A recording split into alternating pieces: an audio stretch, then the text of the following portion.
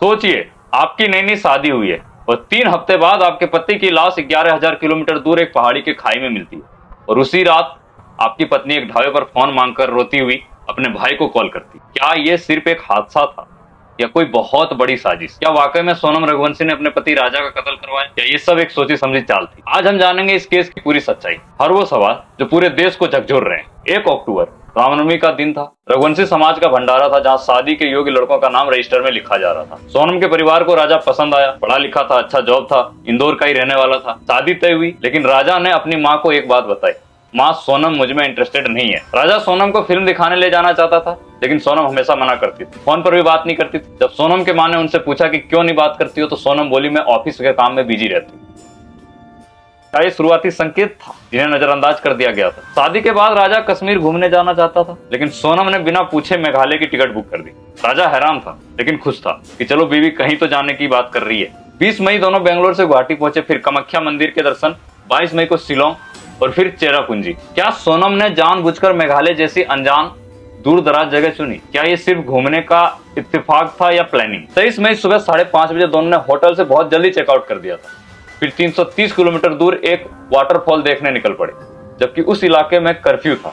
रास्ता बेहद खतरनाक था। दोपहर 1:30 बजे सोनम ने सास को फोन किया, हम वाटरफॉल के पास है, बहुत कड़ी चढ़ाई है, एक कैफे में रुके हैं। 2 बजे के बाद राजा का फोन स्विच ऑफ आने लगा। सोनम का भी फोन बंद हो गया। क्या ये सब सिर्फ नेटवर्क की वजह से था या कोई और वजह? 24 मई परिवार ने फिर कॉल किया, लेकिन कोई जवाब नहीं आया। फोटो में दिखी किराए की स्कूटी। राजा के भाई ने स्कूटी मालिक को फोन किया, पता चला स्कूटी अभी तक वापस नहीं आई। अब परिवार घबरा गया। राजा का भाई और सोनम का भाई गुवाहाटी होते हुए शिलोंग पहुंचे। पुलिस को शिकायत की, लेकिन पहले किसी ने गंभीरता से नहीं लिया। क्या पुलिस की सुस्ती ने केस को और उलझा दिया था? मामला जब मीडिया और मुख्यमंत्री तक पहुंचा तो मेघालय पुलिस ने सर्च ऑपरेशन शुरू किया। पहला सुराग लवारिस स्कूटी, फिर 2 बैग पहाड़ी इलाके। बारिश के कारण ऑपरेशन बार बार रुकता। एक लोकल गाइड ने बताया राजा और सोनम के साथ 3 हिंदी बोलने वाले लोग थे। अब सवाल ये उठता है, क्या ये तीनों लोग वही थे जो बाद में कातिल निकले? 2 जून एक खाई में डेड बॉडी मिली। हालात इतनी खराब थी कि पहचानना मुश्किल था।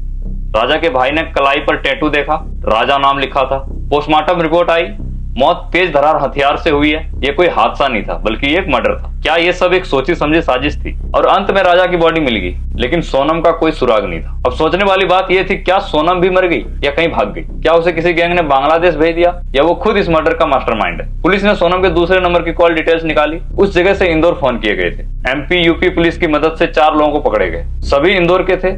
एक राजा कुशवाहा, सोनम का दोस्त। और क्या ये इत्तेफाक था या सोनम ने ही अपने पति का कत्ल करवाया? 8 जून की रात गाजीपुर के ढाबे पर एक लड़की रोती हुई फोन मांगती है, भाई को कॉल करती है।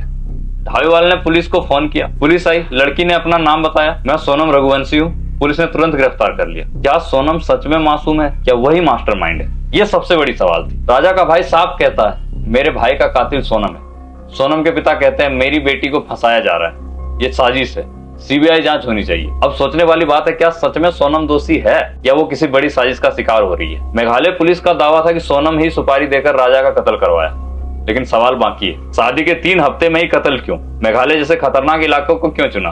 17 दिन तक सोनम ने किसी को कॉल क्यों नहीं किया? क्या ऐसा सिर्फ एक अफेयर की वजह से हुआ या इसके पीछे और भी गहरी राज है? ये केस सिर्फ एक मर्डर नहीं, बल्कि रिश्ते, भरोसे और आज के बदलते समाज का आईना है। क्या प्यार में अब भरोसा बचा है?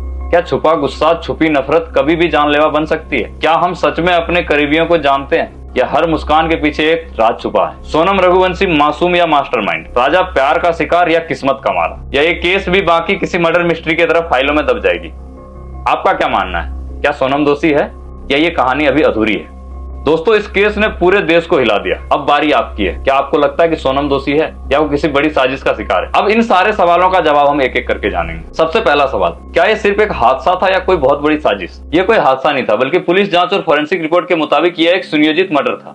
सोनम रघुवंशी और उनके कथित प्रेमी राज कुशवाहा ने मिलकर राजा रघुवंशी का हत्या का साजिश रची। सुपारी किलर्स को 20 लाख रुपए देने की बात सामने आई। घटना स्थल, डिजिटल एविडेंस और गवाहों के बयान से यह साबित होता है कि ये एक प्लानिंग मर्डर था। क्या वाकई में सोनम रघुवंशी ने अपने पति राजा का कत्ल करवाया? पुलिस के अनुसार सोनम ने अपने पति राजा का कत्ल करवाने की साजिश रची थी। वह लगातार अपने प्रेमी राज कुशवाहा के संपर्क में थी, जिससे हत्या की पूरी प्लानिंग की। राज कुशवाहा ने पुलिस को बताया कि सोनम ने उससे वादा किया था कि राजा के मौत के बाद वह उससे शादी करेगी। सोनम ने हत्या के बाद मोबाइल फोन को भी नष्ट कर दिया ताकि सबूत मिट जाए। तीसरा सवाल, क्या ये शुरुआती संकेत थे जिन्हें नजरअंदाज कर दिया गया? राजा की मां ने मीडिया को बताया कि शादी के बाद सोनम अपने पति में दिलचस्पी नहीं रखती थी। ना ही ठीक से बात करती थी, ना ही बाहर घूमने जाना चाहती थी।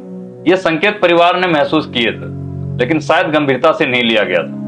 बाद में यह साफ हुआ कि सोनम की नीयत शुरू से ही ठीक नहीं थी और वह किसी न किसी के साथ रिलेशनशिप में थी। चौथा सवाल, क्या सोनम ने जानबूझकर मेघालय जैसी अनजान दूर दराज जगह चुनी? पुलिस जांच में सामने आया है कि सोनम ने मेघालय का चुनाव जानबूझ के किया था। वह चाहती थी कि हत्या ऐसी जगह हो जहां परिवार या पुलिस जल्दी ना पहुंच सके और सबूत मिटाना आसान हो। सोनम ने खुद ही मेघालय की टिकट बुक की थी, जबकि राजा कश्मीर जाना चाहता था। पांचवा सवाल, क्या यह सब सिर्फ नेटवर्क की वजह से था या कोई और वजह था?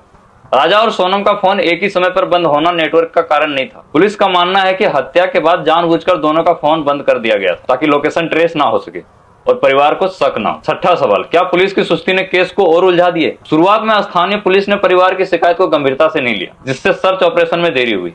बाद में जब मामला मीडिया और मुख्यमंत्री तक पहुंचा, तब पुलिस ने तेजी दिखाई और विशेष जांच टीम SIT बनाई गई। फिर एक सवाल आता, क्या ये तीनों लोग वही थे जो बाद में कातिल निकले?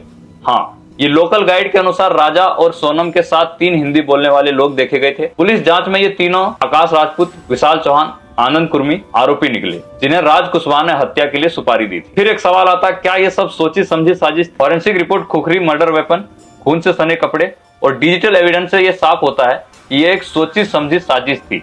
सोनम और राज कुशवाहा ने मिलकर हत्या की योजना बनाई थी। अब एक सवाल और आता, क्या ये इत्तेफाक है या सोनम ने ही अपने पति का कत्ल करवाया? इतने सारे सवालों जवाबों के बाद आपको पता लग ही गया होगा कि इस सारे हत्याओं का मास्टरमाइंड खुद सोनम रघुवंशी थी। अगर सोनम को शादी नहीं करनी थी तो तलाक क्यों नहीं लिया? पुलिस कहते हैं कि सोनम अपने प्रेमी राज के साथ रहना चाहती थी, लेकिन परिवार और समाज के डर से तलाक नहीं लिया और शादी के 3 हफ्ते के बाद ही अपने पति का कत्ल कर दिया। चीजें बहुत कुछ बदल जाती है जब आप किसी को पसंद करते हो, शादी करना चाहते हो और फिर आपकी वजह से नहीं होता वो चीजें, तो लोग खूंखार हो जाते हैं, जुझारू हो जाते हैं, वो अपने मानसिक संतुलन खो देते हैं और फिर वो एक समाज के सारी दुश्मनी एक निर्दोष आदमी पे उतार देते हैं। और वही हुआ राजा रघुवंशी के साथ। कहते हैं ये लड़की सिर्फ दोषी है, दोषी सिर्फ लड़की नहीं है, दोषी ये सोसाइटी, समाज और लड़की के परिवार भी। तो सजा सबको मिलनी चाहिए, सिर्फ लड़की को नहीं। और वीडियो को लाइक करें, सब्सक्राइब करें, शेयर करें, फॉलो करें और कमेंट करें।